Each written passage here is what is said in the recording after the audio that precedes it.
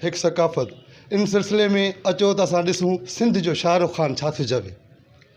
नाज़रीन, मां इहो ई दोस्तनि सभिनीनि खे मैसेज ॾींदुसि त अॼु दोस्तनि जी हलचल वारनि जी भाउ जी वॾी महिरबानी जीअं असांखे अॼु न्यूज़ जे हिसाब सां कुझु सुवाल पुछो। दोस्तो, इहो असांजो सिंधी ॼाड़ो आहे, पाण में सिंधी ॿाहिरि मिलजी झिलजी सिंधी ॼाड़ो मल्हायूं ऐं सिंधी अजर टोपियो ॾींहुं आहे। जेके बि असांजा भाउ सिंध में रहनि था, ॿाहिरि मुल्क में रहनि था, पंहिंजो सिंधी कल्चर न विसारियो।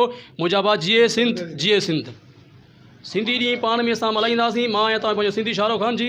पंहिंजो ख़्यालु रखिजो। दोस्त जिथे बि वेठा आहियो ख़ुशि हुजो, आबाद हुजो ऐं पंहिंजो ख़्यालु रखिजो।